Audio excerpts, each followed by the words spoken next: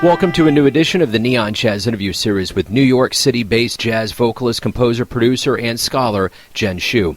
We caught up with her in Queens to talk about her latest 2021 CD with Jade Tongue called Zero Grasses, Ritual for the Losses. She was born in Peoria, Illinois, to Taiwanese and East Timorese immigrant parents, and she has gone on to become a 2019 Guggenheim Fellow, 2019 United States Artist Fellow, a 2016 Doris Duke Artist, and was voted the 2017 Downbeat Critics Poll Rising Star Female Vocalist. Over the years, she has performed with the likes of Nicole Mitchell, Anthony Braxton, Wadada Leo Smith, Steve Coleman, Vijay Iyer, Chris Potter, and she's been all over the world. Enjoy this fascinating story. At any rate, thank you for taking a minute out for Neon Jazz today to talk about the latest album. I really appreciate it. Yes, I'm so excited. Thank you for asking. Absolutely, absolutely. So I guess the first thing that I want to kind of delve into is we are kind of coming out of a pandemic. You're releasing music during it. Talk to me about the timing and how you feel about, this is kind of one of the few ways that you can connect with your audience. We were going to try to release this last year in the fall. That was kind of the intention, and so everything got pushed back. The good thing about that is that I was able to kind of include more music that I felt reflected what we were going through. So it kind of gave me more of a creative outlet to respond to not just the pandemic, but also, all the protests and kind of the focus that was on racial injustice, and,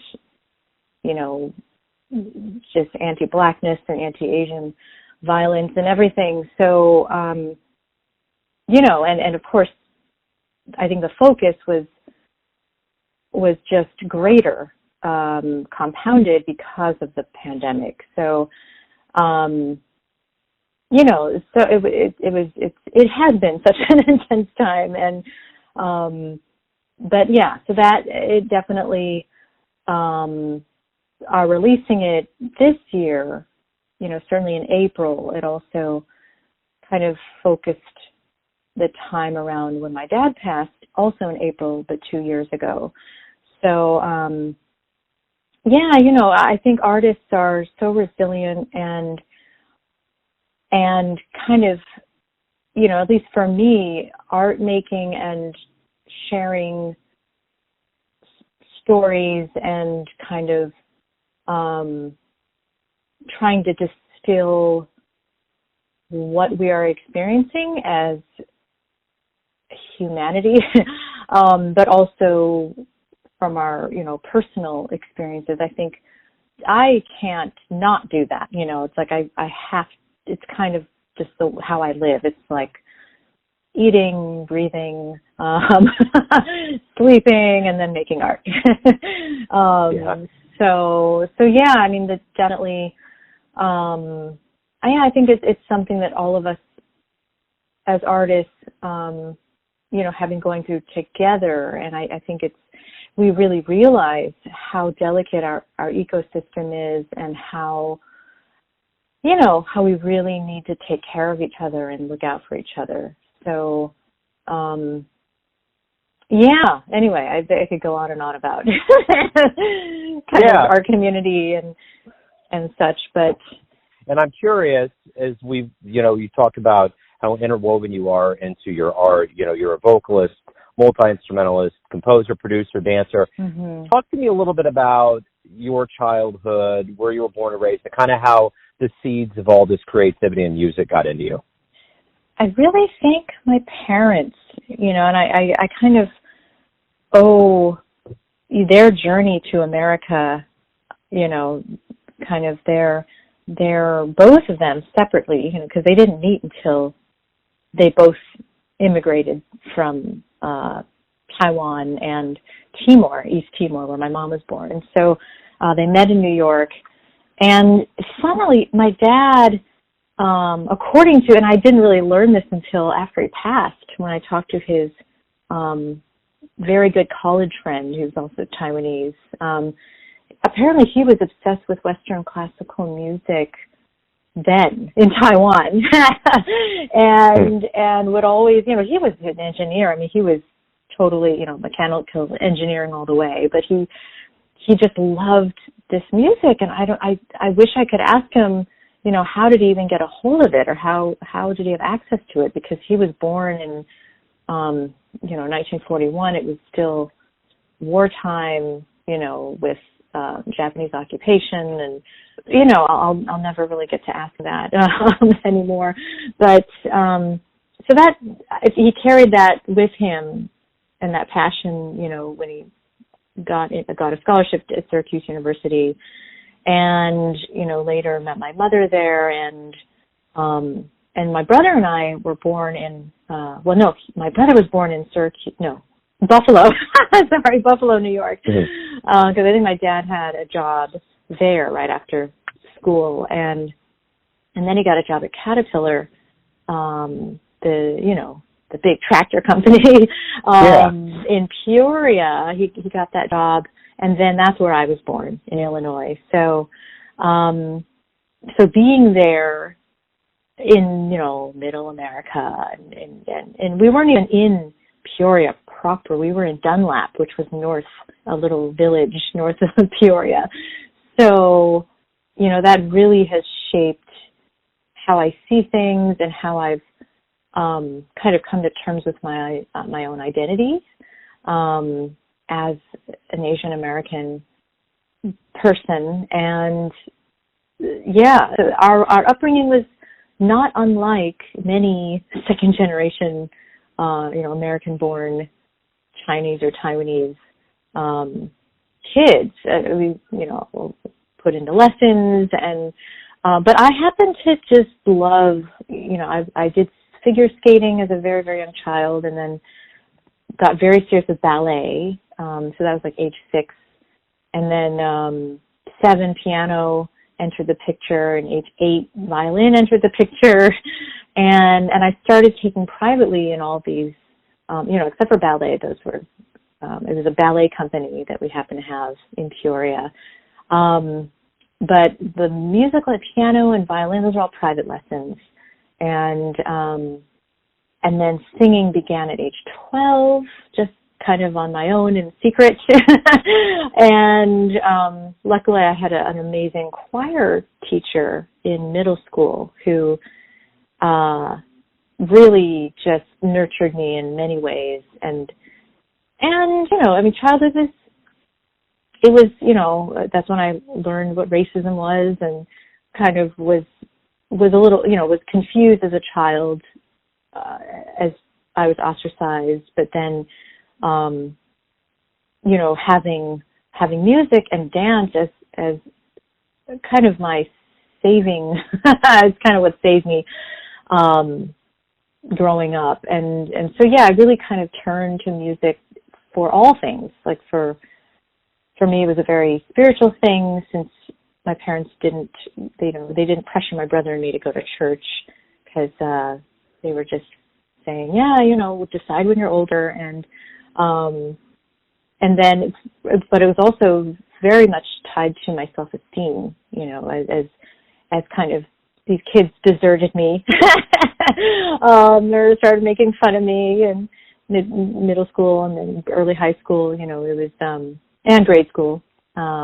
It really was the arts and music where I found my solace and belonging, and quite a childhood of practice and already sacrifice, I guess you could say, because I was competing a lot, and there was not a lot of external pressure. It was kind of cultivated within. I don't know, I loved it, and I always knew that I would do music, and kind of the discovery later after, in college, or more like after Stanford, where I went to college, that's when I kind of started figuring out how I was going to use all this kind of musical talent and skill that I had really kind of, worked on technically as a young artist and kind of all those competitions, you know, really at that time was very focused on technique and kind of the classical Russian. I think it was my teacher, my last piano teacher, who was really Russian style technique, since he was a student of Selima Stravinsky, who was Igor Stravinsky's son. And yeah, I mean, all of that, the rigor, I really appreciate. And then I kind of broke away from that once I got into improvised music, creative music, and Black American music, and the journey continues from there. Yeah, sure. So let's say you come to Kansas City once everything kind of wakes up and you play a show live here, and you need to promote and convince somebody to come to your show. What would you say, and what would that show be like? I definitely have broken a lot of rules in terms of what a music performance is, like especially in the world of jazz or creative music. And I don't know, in a way, I feel like I'm embracing, or I guess have learned from, you know, those of, you've got the Art Ensemble of Chicago, you had Sun Ra, you had Cecil Taylor, and it's so strange that I feel like with the jazz schools and conservatories, you know, it's really gotten away from that kind of free, or Don Cherry, you know, or, I mean, back then there was so much more theater and performance and ritual, and I feel like I've returned to that, I guess.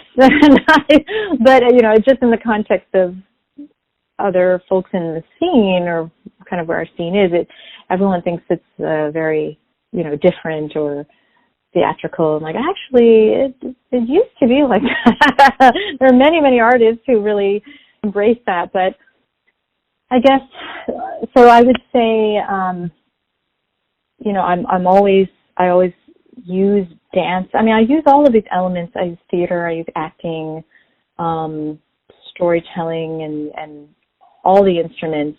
Like lately I've been doing a lot of solo for the last, I would say, since 2014. So what is that, 7 years? I've been doing a lot of one-woman solo shows, which I compose and perform and produce myself, and play all the instruments. And I just found that a very powerful format, and one that, you know, I just thought, I've noticed over the years, since I've been doing that, a lot of young women of color, have kind of been inspired by that. And that inspires me in turn. So that's been exciting to see kind of a new generation grow from that and really take chances, and really, you know, I guess I encourage them to, because I do a lot of teaching as well, and then mentoring. But I really encourage them to, you know, the market is so, the commercialism it pressures us to really fit in boxes, and, you know, because of the promotion aspect and everything that is needed to sell our music. But I've always pushed back against that. I've always really just rebelled against those boxes, and you know, and of course there are consequences to that.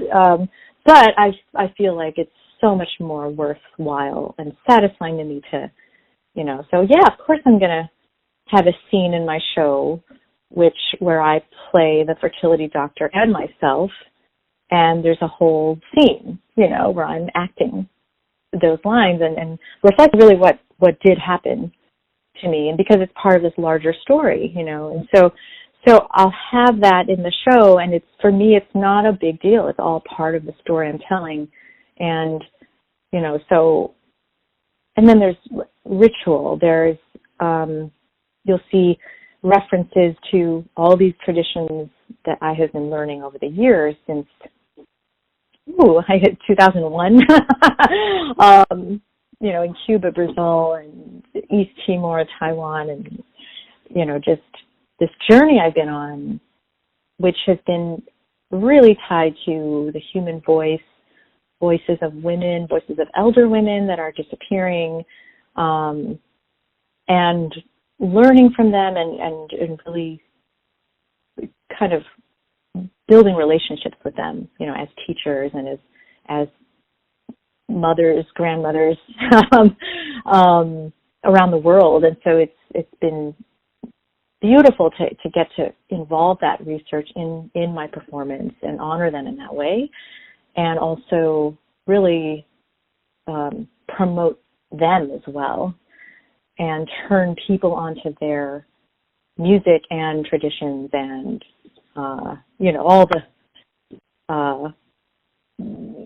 all the stuff that's surrounding kind of disappearing arts.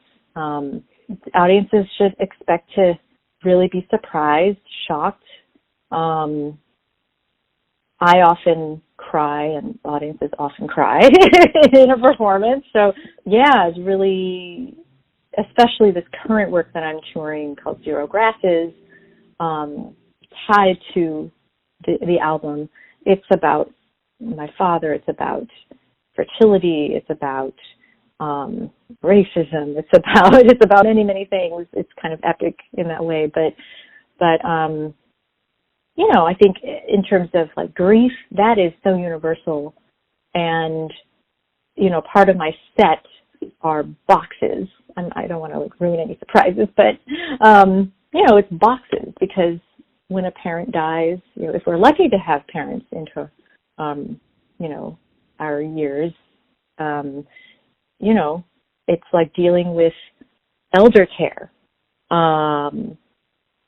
and what that means, and also where that puts you as a survivor. So I think everyone can kind of relate to some aspect of that, having lost a loved one,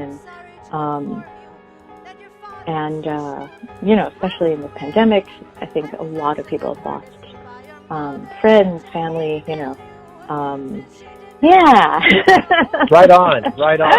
Well, hey, Jen, I really appreciate you taking some time out today to talk about the new album, about your life and music. Thank you. I really appreciate it. Thank you so much. It's been an honor. Thanks for listening and tuning in to another Neon Jazz interview, where we give you a bit of insight into the finest players and minds in New York, Illinois, Kansas City, and spots all over the world, giving fans all that jazz. Thanks to Jen for her time and cool. If you want to hear more interviews, go to Famous Interviews with Joe Domino in the iTunes Store. Visit neonjazz at youtube.com, and for everything Neon Jazz all the time, go to the neonjazz.blogspot.com. Until next time, enjoy the jazz, my friends.